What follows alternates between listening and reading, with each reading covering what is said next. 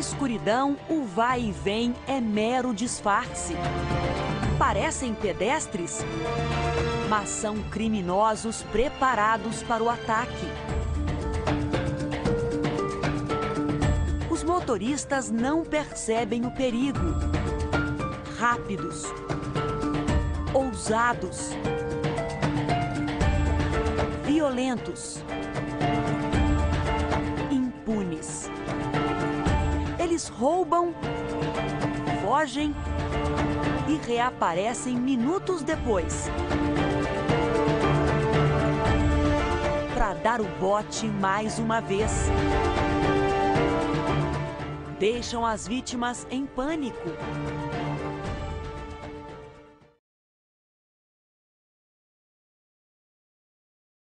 O Brasil viveu hoje as maiores manifestações de rua da história.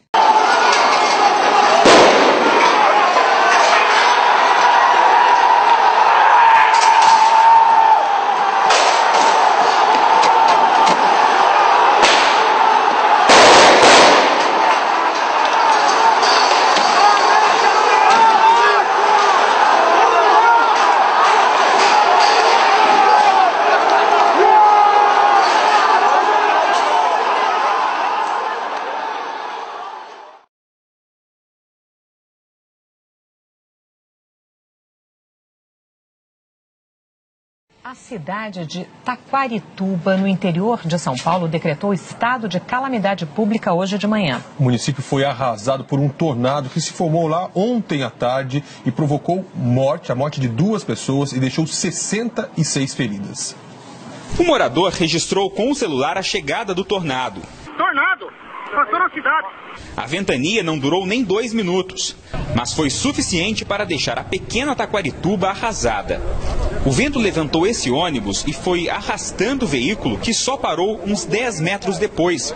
O motorista morreu no local.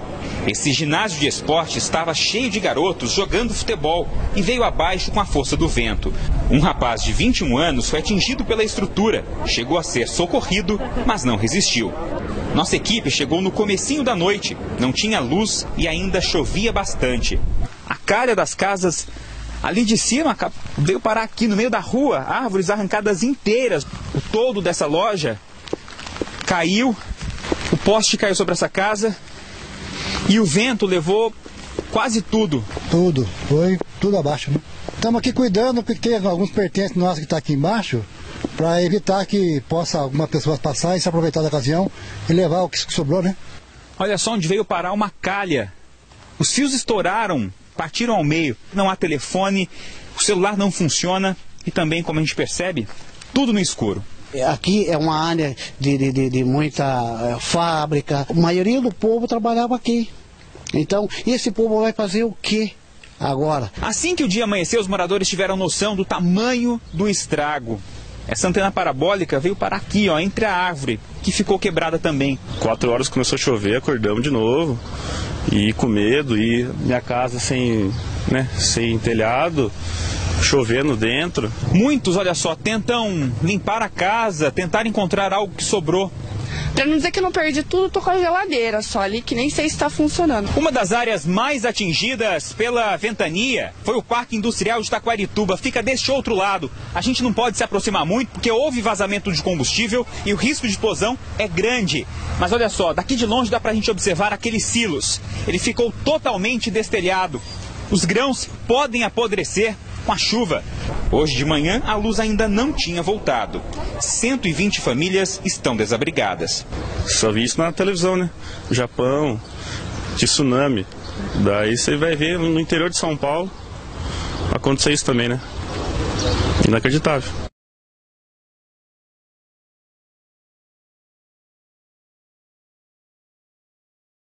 Nas primeiras horas do dia, quando a dimensão dessa catástrofe, dessa fatalidade ainda nem era conhecida, o nosso repórter João Pedro Barrocas já estava lá em Teresópolis.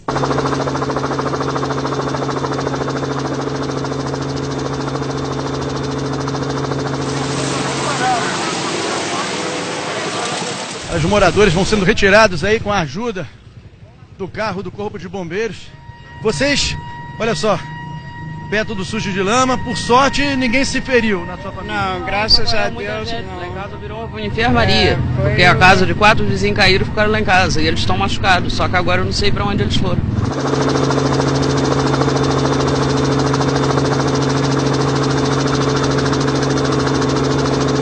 Você perdeu muitos amigos, vizinhos? Já perdeu bastante, até agora que eu saiba 11.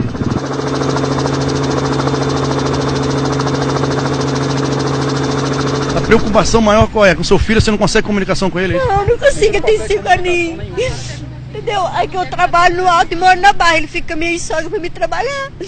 Mas aí eu não consigo, notícia dele, ninguém fala nada. E aqui não dá pra passar mais? Não dá, ele disse que não dá, disse que ali em cima disse que é o corpo pra todo quanto é lado, eles não deixam a gente passar.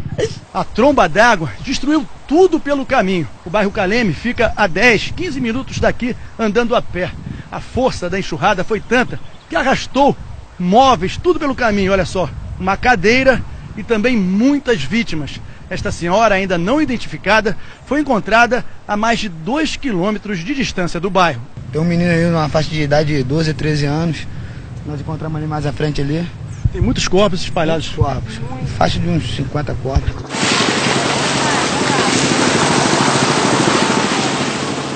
E olha só como está a base da ponte completamente comprometida, rachada.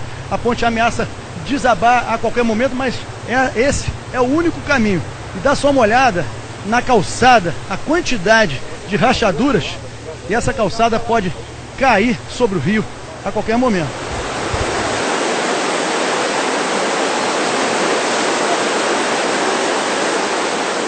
Na rua o momento é de muito trabalho, os moradores fazem um verdadeiro mutirão. Com pás e enxadas eles vão retirando a terra para que a água escorre. E é muita água e muita lama que não para de descer. A situação aqui tá doida, o pessoal sofrendo muito. Aqui no bairro Espanhol há vários pontos de deslizamento. Só nesse trecho a terra caiu, destruindo pelo menos 10 casas. O número de vítimas ainda é desencontrado, mas não para de aumentar. O momento é de muita tristeza, mas também de solidariedade.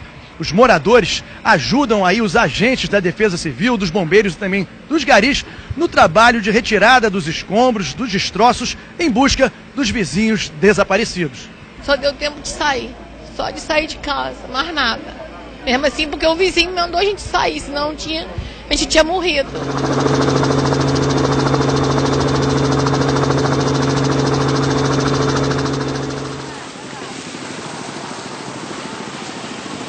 A rua está completamente cheia de lama. Passar por aqui só a pé. A lama invadiu as casas. Olha aqui o prejuízo. O sofá cheio de lama. Olha só os pratos, os objetos. A força da água simplesmente virou a geladeira.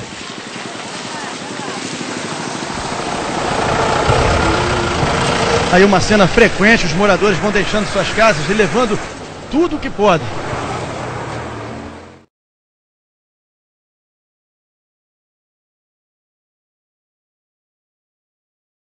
De volta para mostrar uma das imagens mais dramáticas até agora da tragédia na região serrana do Rio de Janeiro. Um resgate impressionante em São José do Vale do Rio Preto.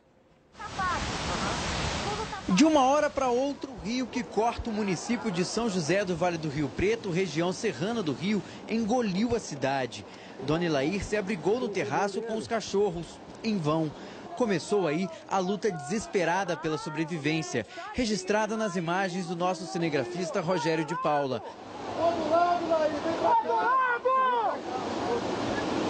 A correnteza chegou onde ela estava. Vizinhos jogaram uma corda e, com a ajuda da sorte, salvaram a vida dessa dona de casa de 52 anos.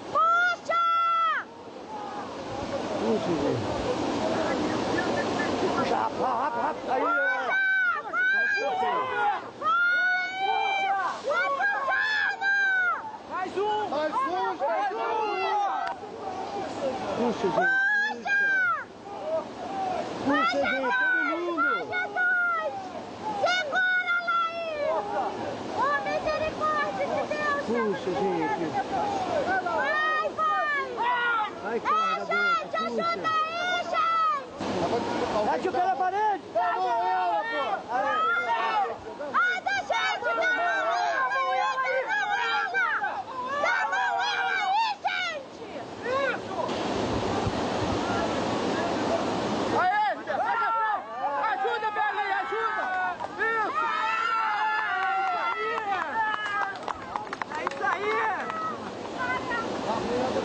Só para se ter uma ideia da velocidade que a água subiu aqui em São José do Vale do Rio Preto, há cerca de 1 hora nós chegamos à cidade e passamos tranquilamente por esta rua, que já está quase 2 metros submersa. 2 pessoas arrastadas pela correnteza morreram. Mais de 60 casas foram completamente destruídas. Eu levantei que eu vi, eu falei, gente, acorde, começa a socorrer, porque tá entrando. Foi troço de segundo. Ó, água, tudo que eu comprei, meu Deus. Quando a água começou a baixar, o que se viu foi de assustar. A gente pensa que só isso acontece só na televisão, cara. Mas olha, coisa triste, né?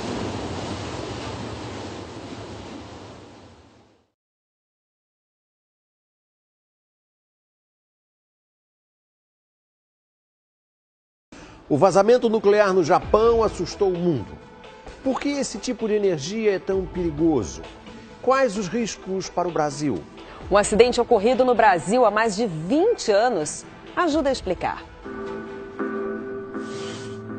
Esta imagem é o símbolo da tragédia do Césio. Nos túmulos diferentes e isolados estão os corpos de 3 adultos e de uma menina, Leide das Neves Ferreira, de 6 anos, a primeira vítima do maior acidente radiológico do mundo. Ela morreu depois de ser contaminada com um pó de aparência inofensiva que o pai trouxe do ferro velho da família. Aqui foram enterradas as 4 pessoas que foram oficialmente identificadas como vítimas da síndrome da radiação.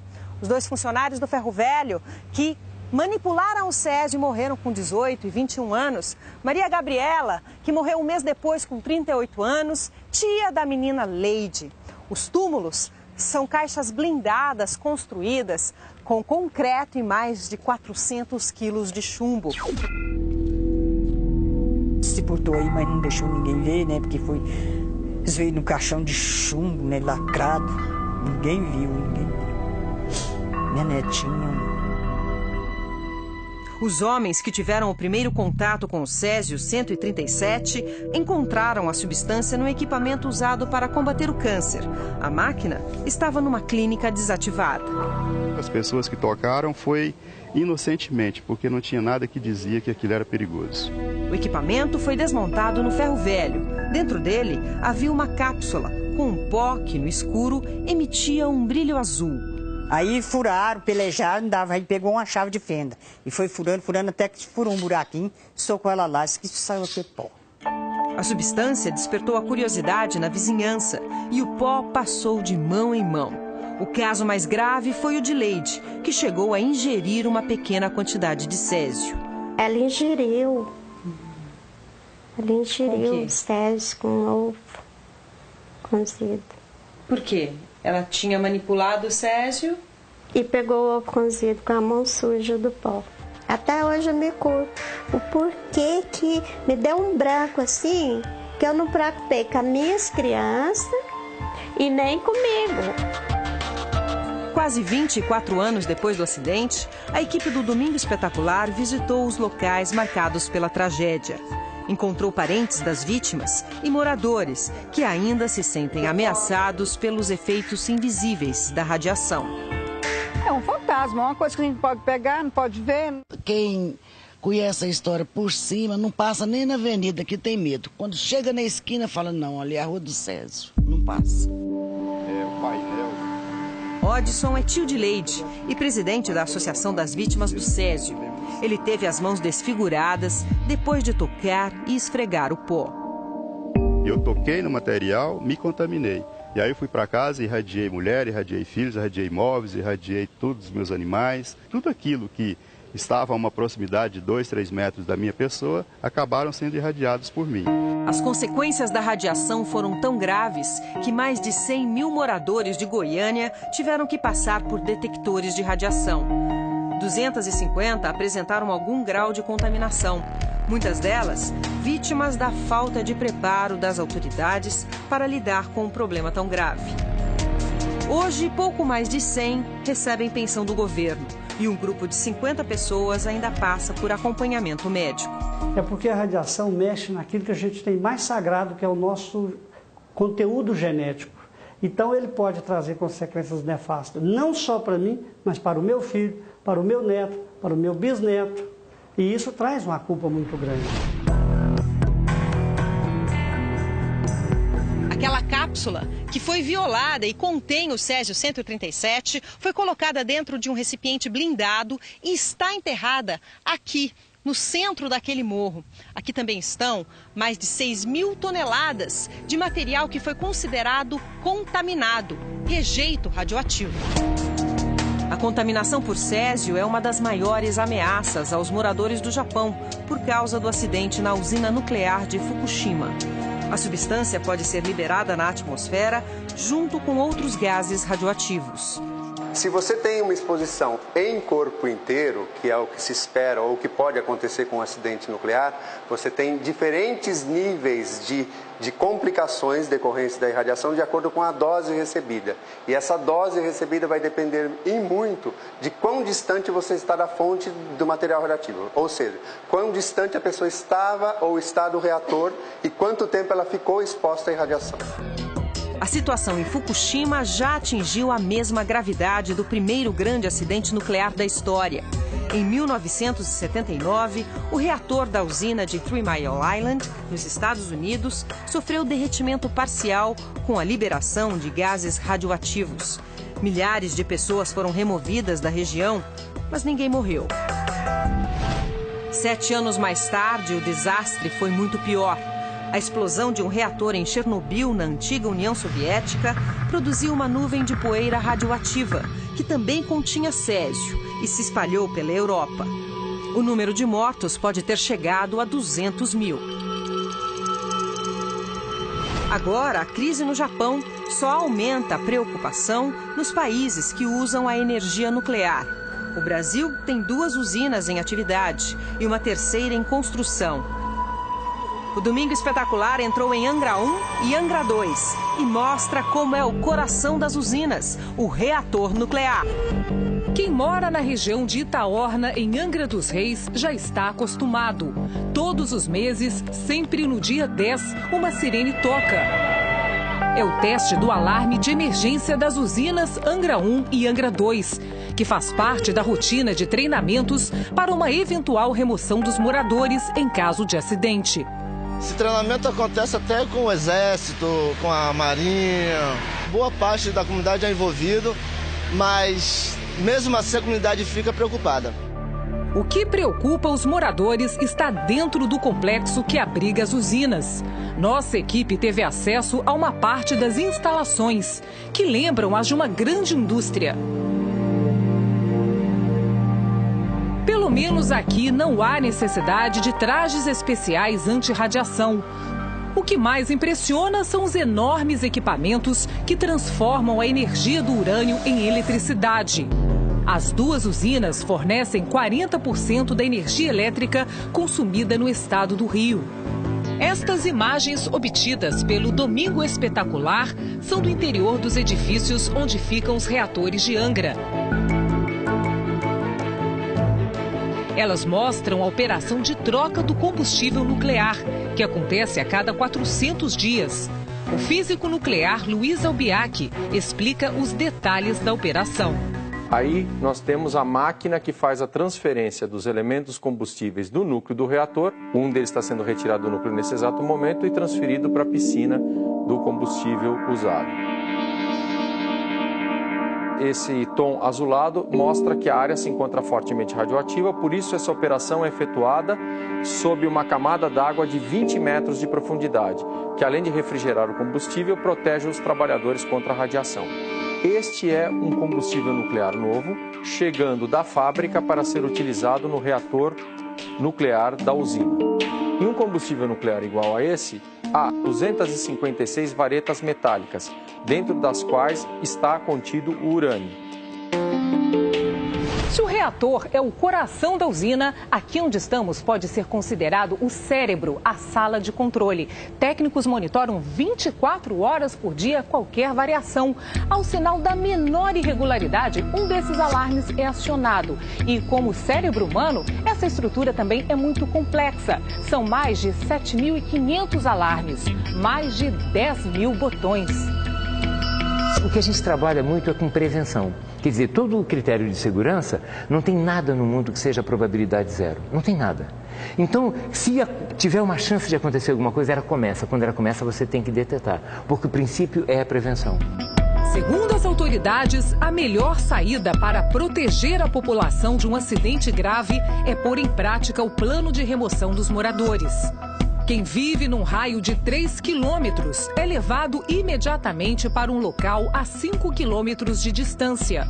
Se for preciso, a área de segurança passa para 10 ou até 15 quilômetros da usina. O problema é que a rodovia Rio Santos, principal rota de fuga da população, é estreita e mal conservada.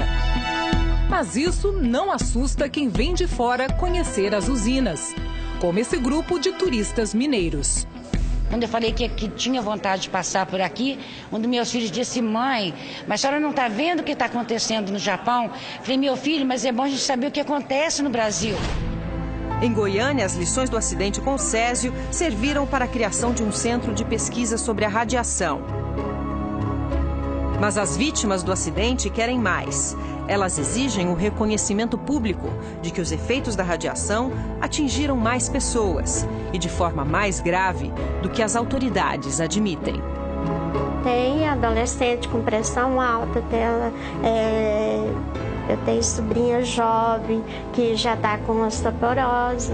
Eu me preocupo muito com a família. Filho, neto, bisneto que está chegando. Afastar o fantasma de uma exposição é a coisa mais difícil, ninguém consegue tirar esse fantasma da vida de uma pessoa.